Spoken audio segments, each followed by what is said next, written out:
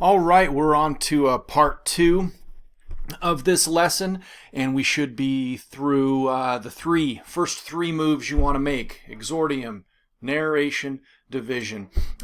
After in the division, this is where you have that central claim. This is where you say text 1 and text 2 illustrate this issue in these ways, 1, 2, 3. Right, where we're specific with what we're looking at.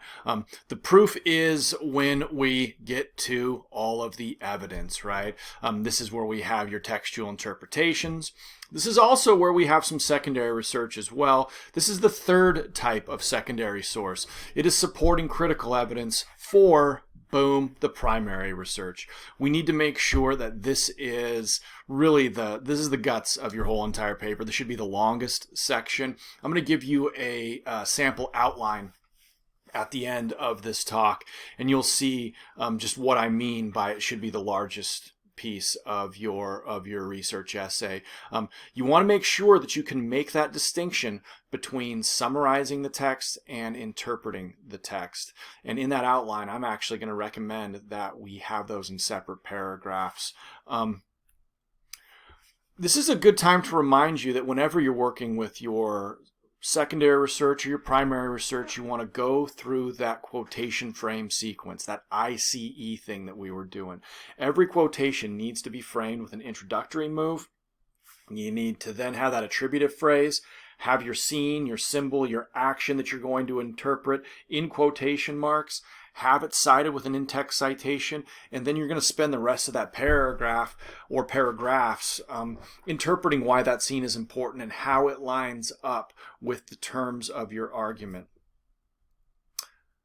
So we're going to go, and I'm going to give you some scenes here to give you a sense of what we're talking about when we talk about the division between your secondary and your primary sources. So the first thing they bring up is they actually bring up a doctor, right? They bring up a doctor, and this is that third type of secondary research where it's actually backing up your interpretation. So the primary text here in our infomercial is the snap-on smile, right? The status quo was it was expensive and painful, and the snap-on smile is going to be better than the status quo because it is cheaper, because it is less painful, because it is less time consuming. All right, so we do need an authority telling us that the snap-on smile is not chintzy despite how cheap it is. So we bring up an expert. The other thing we do is we do some comparison and contrast, right? One of these two women is wearing the snap-on smile. The other one went through the $10,000 super expensive, super time-consuming, super painful process that was before the snap-on smile, right? We shouldn't be able to tell the difference between the two of them. So in this case, we've got our secondary sources, right? We've got secondary source here. We got secondary source, whichever one this is, right? And we're bringing this up to set up what's going to be us showcasing the primary research, all right? These are secondary sources. But they're only there in service of our primary research. And how is the primary research being showcased in the snap-on smile text? Well, with before and after, right? So it shows us the bad teeth, shows us the good teeth. Shows us the bad teeth, shows us the good teeth, shows us the bad teeth, shows us the good teeth. This last one is an interesting one to end on because it's going to segue nicely into our refutation portion of this talk. So when we get to the refutation, we have already broken down our texts, we've interpreted everything, and now we are anticipating an audience that might still be skeptical.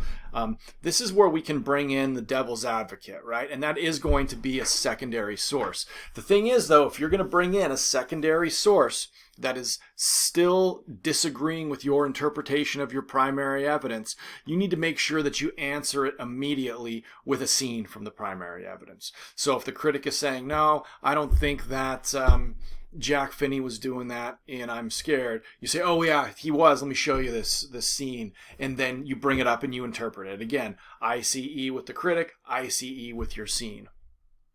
You got to make it quick, no more than 2 paragraphs. And don't invent a straw man. So what a straw man is a sort of a fictitious, generalized critic who's disagreeing with you, who's not specific. Students do this all the time because they love a refutation move, but we don't always love the work that's involved in bringing in a critic that will disagree with us. So if you don't have a specific quotation or a specific critic that is taking your interpretation to task, don't do a refutation. Don't invent this. Some might argue, and you never specify who some are, right? Either have a critic that you're going to put in there and you're going to take to task with some evidence, or don't do a refutation at all. This is interesting because we have two bits in here that I think serve as a refutation. First, the majority of the evidence that we get in the Snap-on Smile commercial is females, it's women. So that last thing I showed you was, the man who had it. So men can do it as well. So in this case, we would have sort of a skeptical, unspoken critic saying, well, looks like that's for women. And then we show them the men before and after. The biggest thing, and it's the biggest question that I had, right? And this is you again, anticipating your audience, kind of doubting your interpretation, was I didn't know if you could eat with this thing. Right? It seemed kind of chintzy, and they show us a woman actually, eating the apple there. So remember that refutation is that last thing in which you kind of anticipate what the devil's advocate would be, and then you answer it with primary evidence. Your conclusion, you need to sum up, amplify, stir the emotions, and call to action. You will not have secondary research in here. And as a general rule, you want your conclusions to really be where you showcase your voice, where you are demonstrating to your audience that you can bring everything that you've just shown them into a nice tight package. This is where you're showing off, right? You want to give your audience future avenues of research or activity. That's what a call to action is. It's do this now. Now that I've shown you all this stuff, go read these authors. Now that I've shown you this stuff, reread the story through the lens that I just gave you. Circle back to that example you gave us in the exordium if you can, right? Show us the before and the after. If you're starting with a personal anecdote, give us the after of the personal anecdote. I don't think that personal anecdotes are super helpful in this particular research paper that we're going to be doing, but maybe you've had an authoritative experience that can give us a nice evocative action. In any event, in your conclusion, you're going to want to round back. Don't end with a rhetorical question. Don't end with someone's words but your own. And don't begin the paragraph with in conclusion or in summation or some other basic signpost. I know it's the conclusion because there's nothing after that paragraph, right? There are other ways to more artfully get into the end of our research papers. And the example in this case is they tell us the price, they give us an incentive to do it. They give us everything we need to engage with what they're trying to sell us, what they're trying to persuade us to do. So those are the 6 parts. Again, from the top, exordium, in which we demonstrate what the problem is and what the stakes are. Narration, in which we show what the status quo is. The division, in which we divide ourselves from the status quo and also break our terms up. Proof, biggest part of the paper, most important part of the paper. Refutation, and the conclusion. All right, so I have a sample outline right here, but it comes with a caveat. If you've got a better way to organize this, by all means, do it, right? I do not want to read the same paper over and over again. But in my experience, students have a hard time organizing data. They have a hard time putting something together to where it makes a lot of sense, to where it has that flow that we're always looking for. So this is what a sample outline would look like paragraph by paragraph outline would look like of what I've just taught you. All right, so we start off with the exordium. That opening image, that opening move should probably be 1 to 2 paragraphs. If you have found a stunning statistic, if you've found a case study that demonstrates your crucial issue, by all means, you'd want to put it there in the exordium. But you don't want to spend too much time there. Probably 1 to 2 paragraphs is the top of the range. Our narration is going to be the background research that we have done. You're going to want to have a paragraph for each one of the secondary sources that you have that gives us a sense of the problem up here. And you're going to want to remember introduce, quote, interpret. You will absolutely have secondary research in here. Your division should be one paragraph. It should not have any secondary research. The thing it must do is define the terms and give us a sense of what the structure of your proof is going to be. Here is the most important part of the paper right here, the proof. And it can be divided in half for our particular purposes because you're going to be interpreting and doing research on two primary texts. This first section is primary text 1. Second section is primary text 2.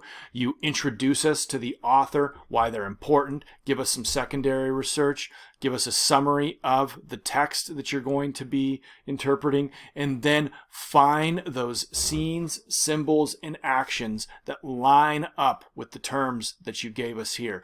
You do that once for primary text 1, once for primary text 2. Our refutation should be no more than 2 paragraphs. Our conclusion should be a single paragraph, and we have to remember to have our works cited page. With this particular format and outline that I'm giving you, we have 2, 5, 6, 7, 8, 9, 10, 11, 12, 13, 14, 15, 16, 17, 18 paragraphs at minimum. Again, I don't like to be prescriptive. I like you guys to have as much freedom as you want, but in order to do what we're going to do, you need to have these tasks completed. Now, things don't necessarily have to go in this order every single time, but if you find that you are sort of at sea with your research and at sea with your interpretation, I think that this is a nice thing to look at.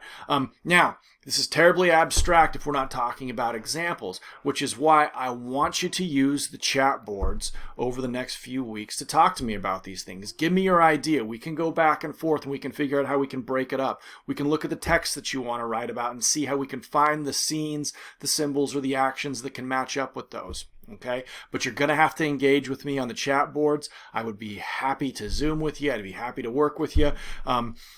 And that's that. So 2 talks. I'm sorry it took up so much time, but this is the final paper. This is the big deal, and I want to make sure that you are comfortable doing this type of work. So again, don't be afraid to engage with me Monday through Friday in the chat rooms, 9 to 1. We can Zoom if you want to. I want you guys to be healthy. I want you to be safe and stay strong, and I can't wait to talk to you about your projects.